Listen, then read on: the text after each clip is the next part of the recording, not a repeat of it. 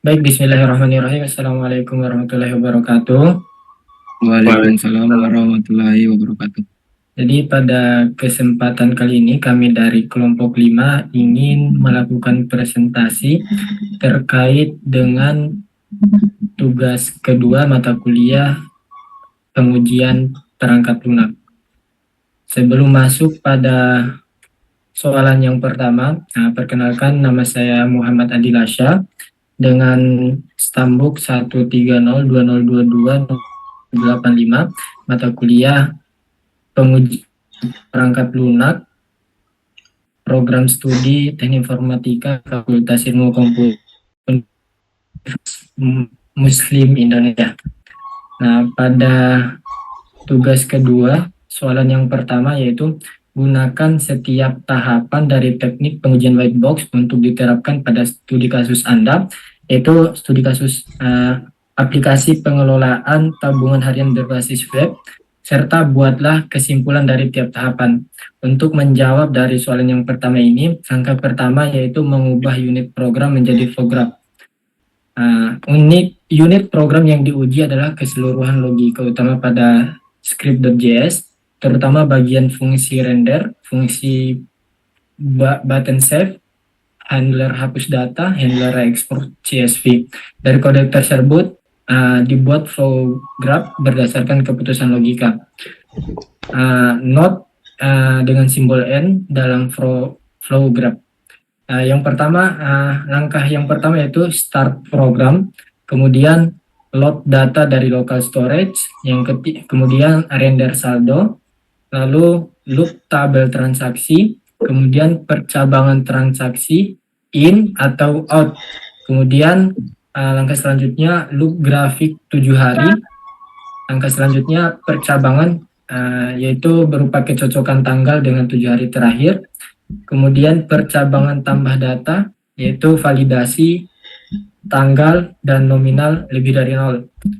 Kemudian percabangan hapus data, tombol klik, kemudian percabangan konfirmasi hapus yes atau no, lalu percabangan ekspor apakah data kosong, lalu langkah yang terakhir yaitu end program. Kemudian berikutnya yaitu edge dengan simbol E dalam flow graph.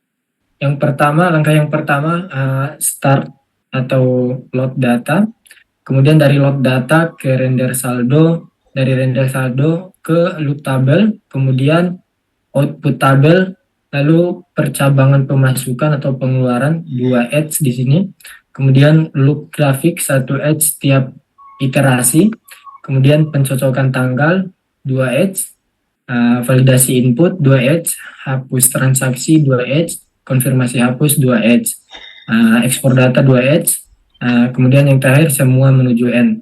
Jadi total edge-nya tadi berjumlah 20 dan total node atau N tadi 12.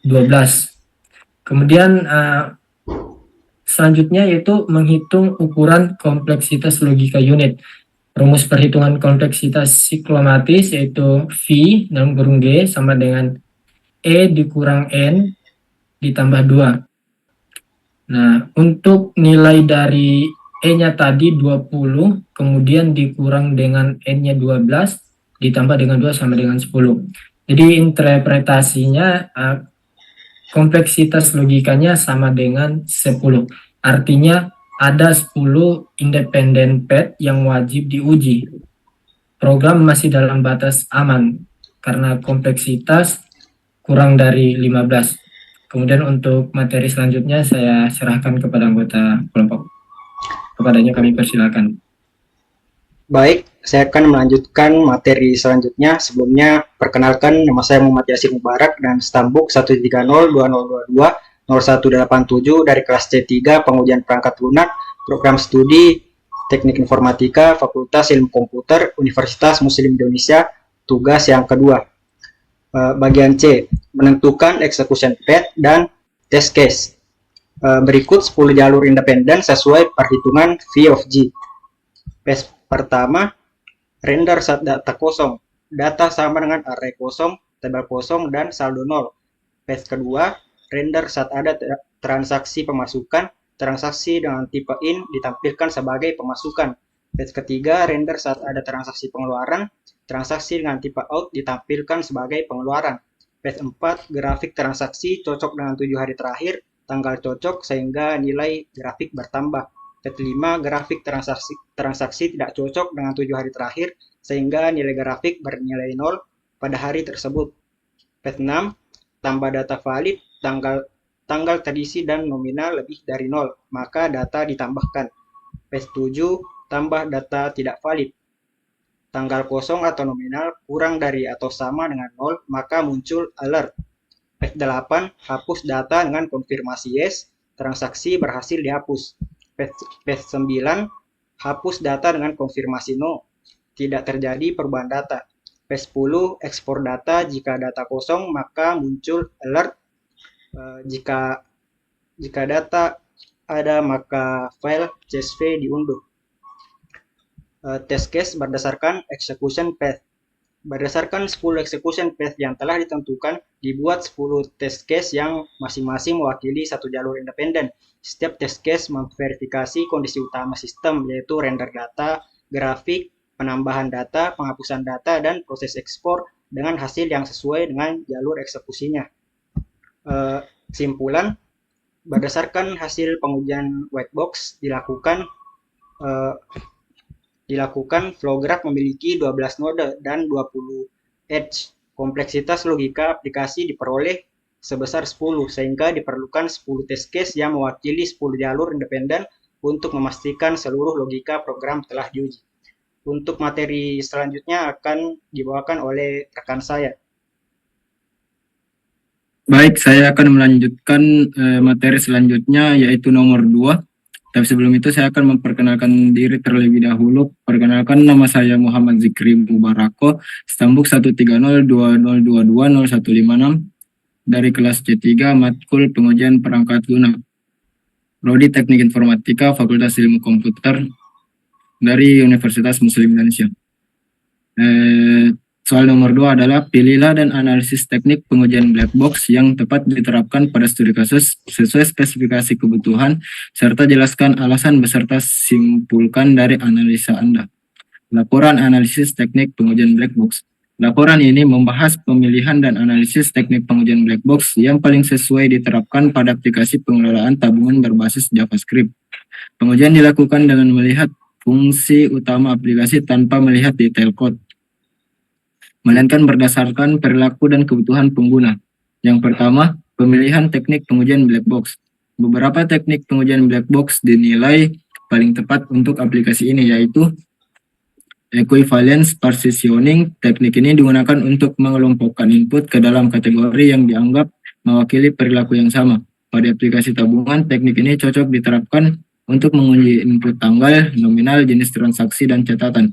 Dengan membagi input menjadi kelompok valid dan tidak valid, pengujian bisa dilakukan lebih efektif tanpa harus menguji semua kemungkinan nilai. Poin kedua, boundary value analysis. Teknik ini digunakan untuk memeriksa nilai batas dari input yang sering menjadi sumber kesalahan. Contohnya pada aplikasi ini adalah nilai nominal, 0, 1, dan nilai besar, serta data transaksi yang berada pada batas perhitungan grafik 7 hari terakhir. Poin ketiga, decision table testing. Teknik ini cocok untuk menguji fitur yang memiliki kombinasi kondisi yang menghasilkan keluaran berbeda. Pada aplikasi tabungan, teknik ini relevan untuk memeriksa validasi penyimpanan data, atau misalnya kombinasi antara tanggal ada atau tidak dan nominal valid atau tidak, serta proses penghapusan transaksi yang melibatkan konfirmasi pengguna. Poin keempat, state transition testing. Teknik ini cepat digunakan karena aplikasi memiliki perubahan keadaan, misalnya dari kondisi tidak ada data menjadi ada data, dari modal tertutup menjadi terbuka, atau dari data tersimpan hingga dihapus. Pengujian ini memastikan bahwa perpindahan antar keadaan berjalan sebagaimana mestinya. Poin terakhir, scenario testing. Teknik ini cocok digunakan untuk menguji alur penggunaan aplikasi secara menyeluruh, seperti menambah transaksi, melihat saldo berubah, menghapus transaksi, dan mengekspor data. Teknik ini membantu memastikan bahwa semua fungsi aplikasi berjalan lancar ketika digunakan secara berurutan sebagaimana pengguna alami. Selanjutnya saya akan memberikan materi selanjutnya kepada anggota kelompok saya. Ya, baik. Terima kasih. Sebelumnya perkenalkan nama saya Sufrial dengan NIM 130220189 dari kelas C3 mata kuliah pengujian perangkat lunak. Prodi Teknik Informatika Fakultas Ilmu Komputer Universitas Muslim Indonesia. Nah, jadi yang kedua itu adalah alasan pemilihan teknik. Nah, jadi teknik-teknik ini dipilih atas sesuai dengan karakteristik masing-masing, termasuk pada aplikasi yang kami ambil, yaitu di mana dia berorientasi pada input pengguna, manipulasi data sederhana, dan perubahan tampilan secara langsung. Nah, aplikasi ini tidak memiliki perhitungan kompleks, namun sangat bergantung pada validasi input, kejelasan respon, dan konsistensi tampilan. Nah, pengujian black box menjadi penting karena sebagian besar risiko kesalahan itu muncul bukan dari struktur kode, tapi melainkan dari interaksi pengujian dan validasi sistem. Nah, kemudian untuk materi selanjutnya kami persilakan untuk rekan kami.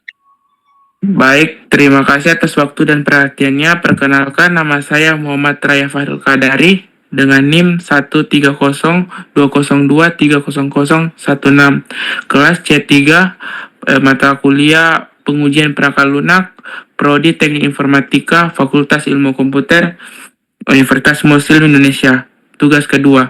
Baik, jadi kesimpulan dari materi ini yang tugas 2 ini adalah berdasarkan evaluasi teknik black box yang paling efektif diterapkan adalah equivalence processing dan boundaries avalanche analysis untuk menguji input pengguna decision table, untuk memeriksa komunikasi logika aplikasi, state transition untuk memastikan perubahan keadaan berlangsung sesuai harapan, serta skenario testing untuk melihat keseluruhan alur pengguna.